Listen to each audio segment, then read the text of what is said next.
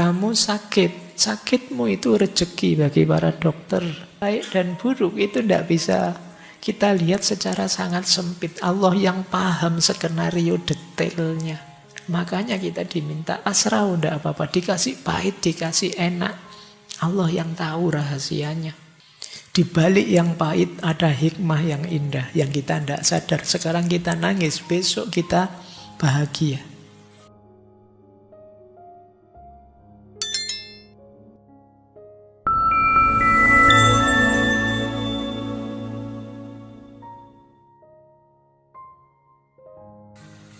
Bismillah, mari kita lanjutkan ngaji kita. Nah, ada cerita tentang kesadaran ini. Di buku itu ada kisah tentang pecinta yang tidur. Ini tidak nyindir kalian ya memang. Jadi ada pecinta yang saking capeknya, kan biasa orang jatuh cinta itu bikin puisi, meratap, kerinduan dan lain sebagainya. Terus tidur di atas gundukan makam. Ini adegan ini mungkin mirip seperti bagian terakhir kisahnya Laila Majnun. Yang saat itu Laila sudah meninggal dan Majnun sudah tidak pindah-pindah dari sebelah kuburannya Laila. Nah, cuma mungkin ini diimprove oleh Syekh Athor. Saat dia tidur di atas gundukan makam, tiba-tiba kekasihnya datang. Ini kekasih ini mungkin simbol Allah juga. Mendekatinya dan melihat dia tertidur. Ditulisnya sepucuk surat kecil, lalu disematkannya di jubah pecintanya itu. Jadi kekasihnya datang, nulis surat, terus ditaruh di jubahnya. Dia masih tidur. Ketika terbangun dan membaca apa yang ditulis kekasihnya itu, dia pun mengeluh sedih. Isinya surat seperti ini. Wahai laki-laki dungu, bangkitlah. Kalau engkau pedagang, berdaganglah dan dapatkan uang. Bila engkau seorang zahid, bangunlah di malam hari, berdoalah pada Tuhan dan jadilah hambanya. Namun bila engkau seorang pecinta, malulah pada dirimu sendiri. Apa gunanya tidur bagi seorang pecinta? Di siang hari, pecinta berlomba dengan angin. Di malam hari, hatinya menyala, membuat wajahnya bersinar secemerlang cahaya rembulan. Tapi jika engkau tidak seperti itu, jangan lagi berlagak mencintai aku. Jadi bangunlah, coba sadari siapa dirimu. Kalau engkau berdagang, ya dagang. Kalau engkau ahli ibadah, ibadahlah. Kalau engkau seorang pecinta, mencintalah. Jangan tidur. Jadi kalau engkau tidur, ya jangan ngaku pecinta. Jika seseorang bisa tidur di tempat lain dan bukan di kuburnya, boleh kukatakan dia seorang pecinta, tapi pecinta dirinya sendiri. Kok kamu ngaku pecinta, gaweane turu terus. Di WA gak dibales dia. Jangan ngaku pecinta. Yang kamu cintai hanya dirimu sendiri. Ini sindiran ya. Bagi para pecinta tapi pasif. Tidak menunjukkan rasa cintanya. Maka jangan jadi pecinta yang tidur. Lanjut, lembah keempat. Lembah keempat adalah lembah kebebasan dan kelepasan. Lembah keempat, lembah di mana tidak ada nafsu untuk memiliki atau keinginan untuk menemukan. Jadi lembah keempat ini menarik ya, ketika orang terbebas dari dualitas hal-hal duniawi, termasuk dualitas baik dan buruk. Ini kadang-kadang menjelaskannya agak agak sulit. Gimana sih Pak bisa orang bebas dari dualitas baik dan buruk? Gambarannya begini loh, ini beliau pakai kalimat yang cerisahnya nabi-nabi.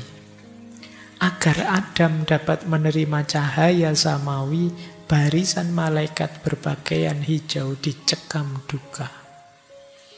Jadi untuk menyadarkan Adam akan tugas kekhalifahannya kan ada cerita protesnya para malaikat. Ini agak unik, malaikat ini kan patuh 100%, kok ini protes. Mayyufsidu fiha wa yasfikud dima.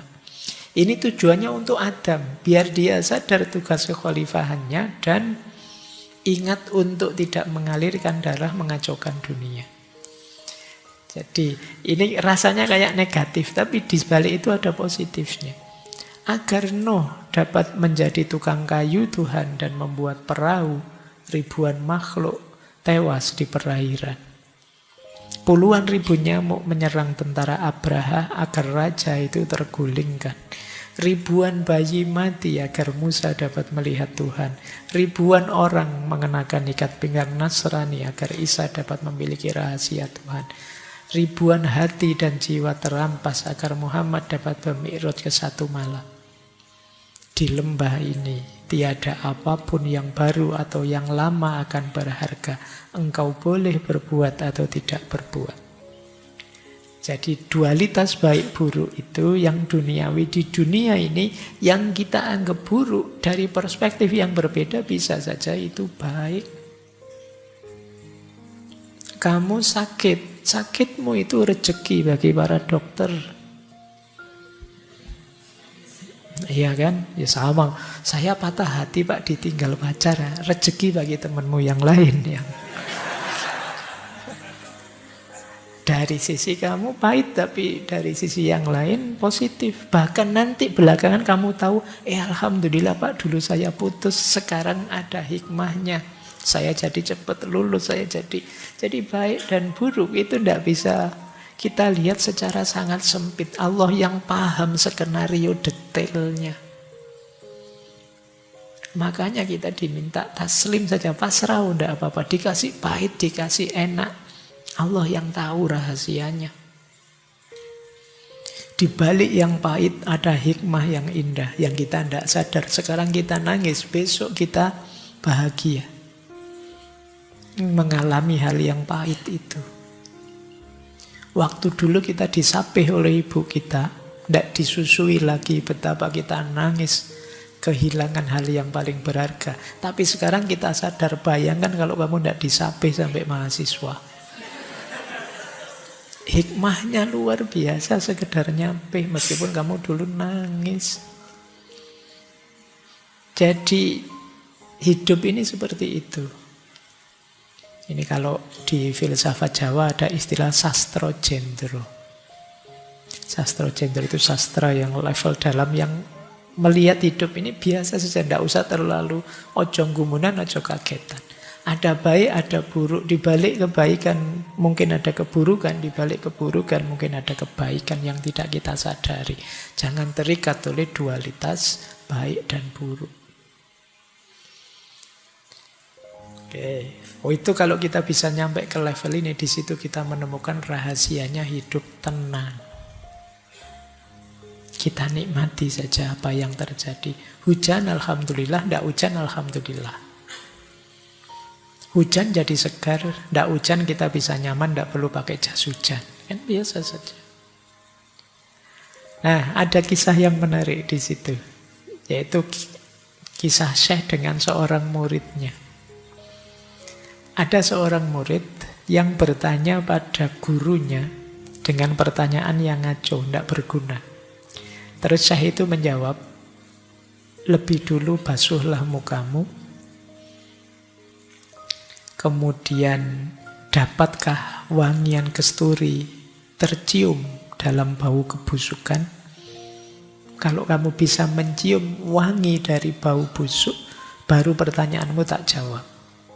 Kalau tidak, aku tidak akan memberikan pengetahuan pada orang yang mabuk. Jadi ini ada guru yang muridnya bertanya, pertanyaannya ngaco. Guru jawabnya juga agak dalam. Saya jawab pertanyaanmu asal kamu bisa mencium bau wangi dari bau yang busuk. Kalau kamu bisa jawab, kamu bisa menciumnya, berarti kamu sudah, levelmu sudah bisa tak jawab pertanyaanmu. Kalau belum, ya kamu belum nyampe. Orang yang bisa mencium wewangian dari bau busuk, yaitu seperti orang bisa menemukan hikmah dari peristiwa pahit. Orang bisa menemukan yang positif dari kenyataan negatif. Ini orang yang levelnya lebih tinggi. Bandingkan dengan kita. Kalau kita kan sekarang ada sulit pun mengeluh. Bahkan kita diberi kenikmatan pun cemas. Jangan-jangan setelah ini pahit lagi. Jangan-jangan ini sementara. Wong diberi enak toh kita takut. Nah, mari kita flat saja ini. Makanya istilahnya lembah kelepasan dan kebebasan. Kita melepaskan diri dari keterikatan dualitas hidup. Senang susah, menang kalah. Allah itu semuanya sifatnya fana sementara. Kita temukan saja kebaikan di baliknya. Lembah kelima. Ini lebih dalam lagi lembah kelima. Lembah kelima adalah lembah kesatuan. Kata beliau begini, di lembah ini segalanya pecah berkeping-keping kemudian menjadi satu. Segala yang menegakkan kepala di sini, menegakkan kepala dari kerah yang satu, itu juga. Meskipun engkau seakan melihat wujud yang banyak, namun pada hakikatnya hanya satu. Semua merupakan esa yang sempurna dalam keesaannya. Dan sekali lagi, yang engkau lihat sebagai esa tidaklah berbeda dengan yang tampak sebagai banyak. Jadi lembah kesatuan ini kita sampai pada kesadaran bahwa yang macam-macam kita lihat itu hakikatnya ya hanya satu. Karena satu-satunya yang wujud itu Allah. Keberadaan kita, wujud kita itu kan hanya dipinjami saja oleh Allah. Hanya sementara. Makanya dalam dunia tasawuf itu sering disarankan, mari kita sadari hakikat makhluk lebih dalam. Hakikat makhluk lebih dalam itu ya penciptanya. Adanya kita, mari mengingatkan ke pencipta kita. Kita itu sebenarnya tidak ada. Diadakan oleh Allah, baru kita ada. Besok ada kita, dicabut lagi, diambil lagi. Meskipun karena Allah memberi kita nafsu, memberi kita akal, kemudian muncul ego kita yang kita merasa sulit sekali lepas dari ada kita. Kita ingin ada terus. Seolah-olah ada itu milik kita. Padahal ada itu hanya pinjaman dari Allah. Pada saatnya akan kembali ke sana. Cuma ego kita menghalangi. Seolah-olah kita minta untuk ada terus. Makanya kita senang ketika dijanjikan jannah kholidina fiha. Wah, itu bisa terus-terusan di sana, wis enak wis terus. Sehingga kita lupa pada Allahnya. Nah, perjalanan kesatuan ini kalau kita sudah punya kesadaran ini, maka kembali pada Allah itu jadi ringan karena memang kita asalnya dari sana. Keberadaan kita hari ini ya pinjaman dari Allah saja. Nah, ada cerita pendek di Mantikut Thoir itu ketika seorang pecinta menyelamatkan kekasihnya. Jadi ada cerita seorang wanita muda jatuh ke sungai. Kemudian pecintanya, orang yang mencintanya terjun menyelamatkannya. Ketika sudah diselamatkan terus wanita itu bertanya, "Kenapa engkau pertaruhkan hidupmu untukku?" Jawabnya si pecinta, "Bagiku tiada orang lain kecuali engkau. Bila kita bersama, maka sungguh aku ini engkau dan engkau adalah aku. Kita berdua ini satu. Kedua diri kita satu." Itu saja sih. Karena aku mencintaimu, maka di pikiranku, di hatiku, orientasi hidupku, kesibukanku sehari-hari hanya tentang engkau saja. Keinginanmu adalah keinginanku. Disitulah kita menyatu. Maka kalau aku menyelamatkanmu, jangan dikira itu menyelamatkan dirimu, karena itu juga menyelamatkan aku. Kalau engkau bahagia itu berarti juga aku sedang membuat diriku bahagia. Bila keduaan telah lenyap, kesatuan ditemukan, kata Seator. Baik. Karena itu, kan ada itu kalau teman-teman belajar Pancasila itu, kita hebat karena bersatu, bukan berdua. Kalau berdua masih beda-beda, kita ini harus bersatu karena kita sama. Baik, ini uraiannya panjang nanti. Ada buku filsafat yang bagus tentang gimana sih menyadari bahwa kita ini hakikatnya satu. Baik, kita lanjutkan. Karena waktunya. Lembah ke-6. Ini menarik. Sebelum lembah terakhir, justru di situ ada lembah keheranan atau ketakjuban dan kebingungan. Jadi di lembah ini ada keluhan bagai pedang dan setiap nafas ialah keluhan pedih. Di sana ada duka dan ratapan, ada kerinduan yang menyala. Siang dan malam tampak serempak. Di sana ada api, namun kita merasa tertekan dan tak berpengharapan. Mengapa dalam kebingungan ini kita meneruskan perjalanan? Tapi bagi yang telah mencapai kesatuan atau keesaan, dia akan lupa segalanya dan lupa akan dirinya sendiri. Jadi ini lembah menjelang akhir ketika kita masih ada sedikit ego, sedikit kesadaran tentang aku. Padahal tadi sebelumnya sudah dilebur jadi satu. Cuma ketika dilebur itu kan masih dua yang menyatu. Nah, sekarang di lembah ke-6 mulai ada. Ini sebenarnya aku ini ada apa enggak sih? Yang disebut lembah kebingungan dan ketakjuban. Adakah engkau atau tidak ada? Apakah engkau merasa ada atau merasa tidak ada? Apakah engkau di tengah jalan atau di tepian? Apakah engkau fana atau kekal? Orang yang sudah nyampe fase sebelumnya, dia akan menjawab, aku tidak tahu apa-apa, aku tidak mengerti apa-apa, aku tidak sadar tentang diriku. Aku dalam cinta, tetapi dengan siapa aku tidak tahu. Hatiku sangat penuh, sekaligus sangat hampa oleh cinta. Jadi di sini, titik terakhir ketika kesadaran aku larut dalam kesadaran dia. Jadi mulai ini. Haruskah aku tetap ada atau tidak ada lama? Ini makanya lembah keheranan dan kebingungan. Ada cerita yang menarik. Ini mungkin bahan refleksi teman-teman ya tentang keheranan dan kebingungan. Ada seorang sufi, ini cerita tentang kebingungan. Ada seorang sufi ketemu orang yang kehilangan kunci. Orang ini tanya, ada tidak sih yang menemukan kunci? Pintuku terkunci dan aku berdiri di jalanan. Bila pintuku tertutup terus, apa yang harus aku lakukan? Terus sufi ini jawab begini, mengapa engkau risau? Pintu itu kan pintumu. Tinggal saja dekat pintu meskipun tertutup. Bila engkau punya kesabaran untuk menunggu cukup lama, tentu seseorang akan membantumu membukakan pintu bagimu.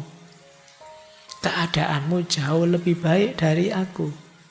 Karena aku tidak punya pintu, ya tidak punya kunci. Doakan saja pada Tuhan, semoga aku dapat menemukan pintu yang terbuka atau yang tertutup. Ini mungkin sindiran bagi kita ya. Ilmu kita banyak, wawasan kita luar biasa. Tapi kita mau memulainya dari mana kita tidak tahu. Kita tidak ngerti pintunya. Masuknya dari mana Pak? Memulainya dari mana? Terus kita bingung. Masih lebih mending orang yang kehilangan kunci tadi. Dia tahu pintunya meskipun tidak ngerti kuncinya. Tinggal dia tunggu saja depan pintu atau lama-lama mungkin dia bisa buka pintunya. Tapi banyak di antara kita yang pintunya saja tidak tahu. Meskipun punya kunci banyak, buat apa? Nah, Mungkin kayak ilmu tadi kita ibaratkan kunci. Kan kita punya banyak pintu ini. Kita punya banyak kunci. Tapi pintunya mana? Jadi orang yang kehilangan kunci tadi, dia masih punya pintu. Sementara sufi tadi mungkin menasehati dirinya, dia mungkin punya banyak kunci tapi tidak punya pintu. Kita tengok diri kita ya. Ya kalau kita mungkin ya pintu ya tidak punya, kunci ya tidak punya. Kita tidak pernah nyari apa-apa. Terakhir, lembah ketujuh. Lembah keterampasan dan kefanaan. Ini lembah di mana kita yang setetes air bergabung dengan samudera. Terakhir dari semua itu menyusul lembah keterampasan dan kematian yang hampir tak mungkin diperikan, tidak bisa dijelaskan. Titik air yang menjadi bagian dari lautan raya ini akan tetap tinggal di sana selamanya dan dalam kedamaian. Di laut yang tenang ini, pada mulanya kita hanya akan mengalami kehinaan dan keterbuangan, tetapi setelah terangkat dari keadaan ini, kita akan memahaminya sebagai penciptaan dan banyak kerahasiaan akan tersingkapkan. Bila kayu cendanya dan duri-duri menjadi abu, keduanya tampak sama, tetapi mutu keduanya berbeda. Barang najis yang dimasukkan dalam air mawar akan tetap najis karena sifat dasarnya semula. Tetapi barang suci yang dijatuhkan ke lautan akan kehilangan wujudnya dan akan menyatukan diri dengan lautan itu dengan segala geraknya. Orang yang sampai lembah ketujuh ini dia sudah bersih, maka dia bisa bergabung dengan samudera. Seperti setitik air. Kalau dia kotor, maka dia hanya akan mengotori lautan, mengotori samudera. Oleh karena itu, di sini kita, ini kalau bahasa tasawuf kita sudah fana, kita lenyap, ditelan oleh kesejatian.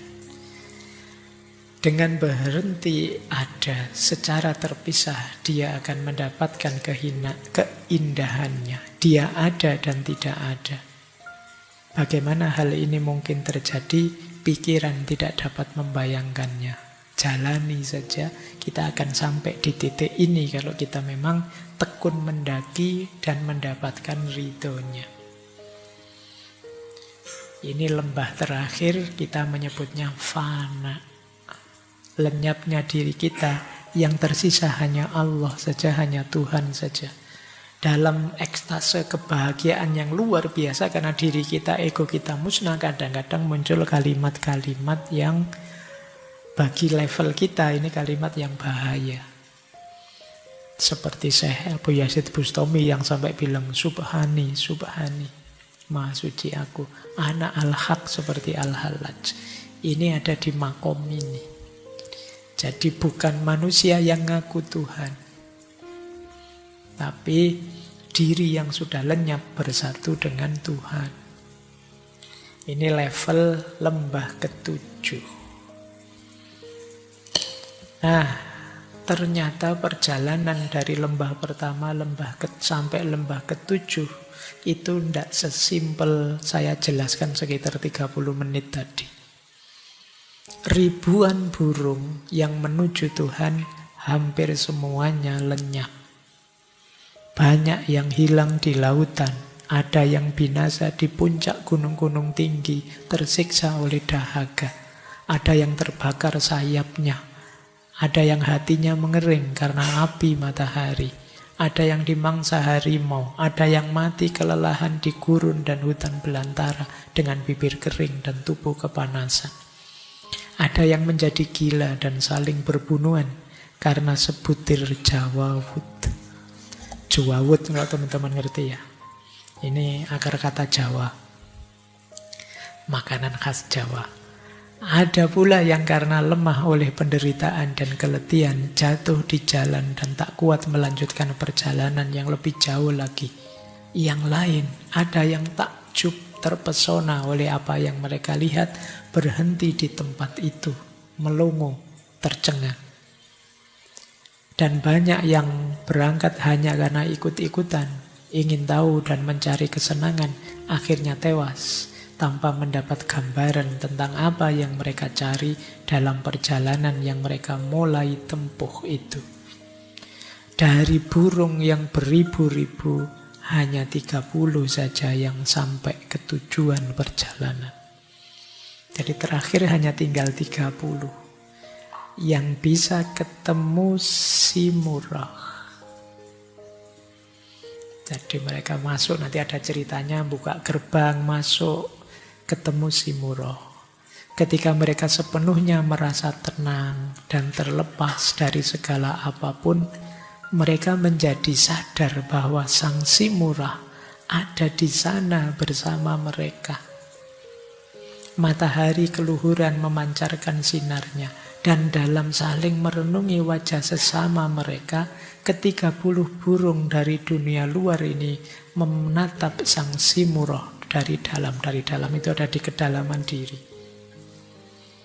Ini amat menakjubkan, karena mereka tidak bisa membedakan apakah mereka tetap mereka atau mereka telah menjadi Simurgh. Jadi ketika nyampe puncak tadi, ya kan ada persatuan. Tadi sekarang aku dan dia ya jadi satu. Dalam suasana tafakkur, mereka menyadari bahwa merekalah Sang Simurgh dan Sang Simurgh adalah ke-30 burung itu juga. Ini menarik kalau kalian cari arti kata-kata Simurgh. Itu dari kata-kata si dan morgh, bahasa Persia. Morgh artinya burung dan si artinya 30. Jadi Simurgh artinya 30 burung. Pas dengan 30 burung yang selamat tadi.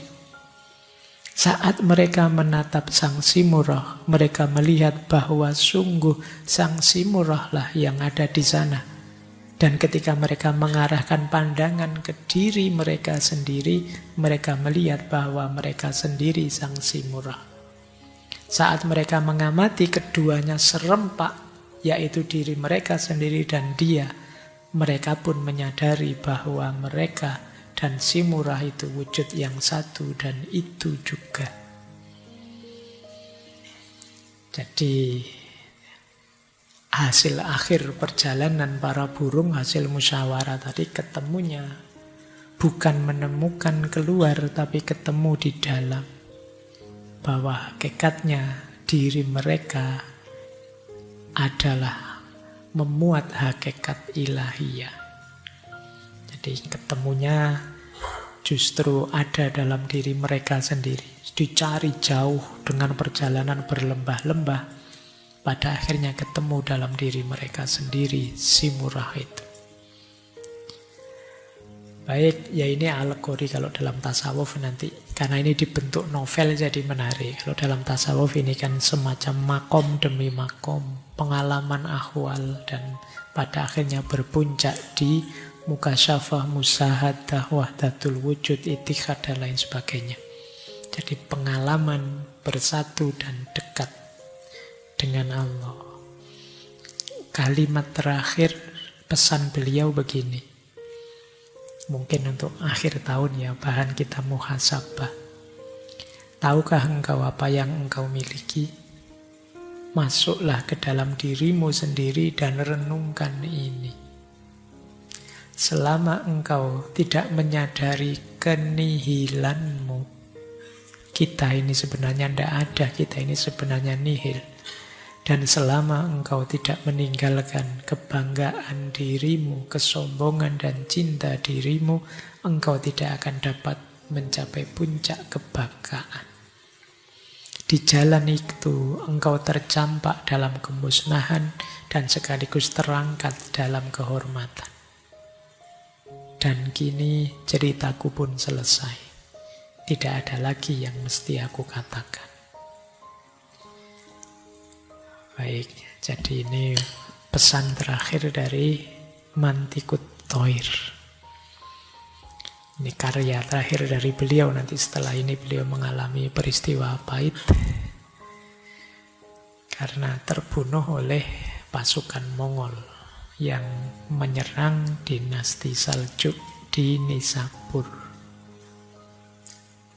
Baik ya teman-teman, seperti saya bilang di awal, mungkin agak berat perjalanan sedalam ini di level kita, tapi bukan berarti kita tinggalkan sepenuhnya. Mari pelan-pelan kita menuju ke rute paling hakiki kehadiran kita di muka bumi ini, yaitu kembali kepada Allah. Bulan ini kita belajar dari 4 tokoh besar tentang bagaimana meniti jalan menuju Allah. Semoga sedikit-sedikit membantu kita untuk menumbuhkan kesadaran. Karena kita tidak tahu melalui pintu yang mana, melalui titik peristiwa apa nantinya kita benar-benar sadar dan berani menempuh perjalanan yang berat dan penuh resiko seperti digambarkan oleh Syekh At-Tor tadi. Oke, saya kira itu agak belandang sedikit, mohon maaf. Harusnya jam 10, tapi ini 10 lebih. 10 tidak apa-apa ya, karena perjalanannya agak jauh menuju Tuhan. Saya akhiri sekian dari saya, kurang lebihnya mohon dimaafkan. Wallahul muwaffiq, wallahu a'lamu bissawab. Wassalamualaikum warahmatullahi wabarakatuh.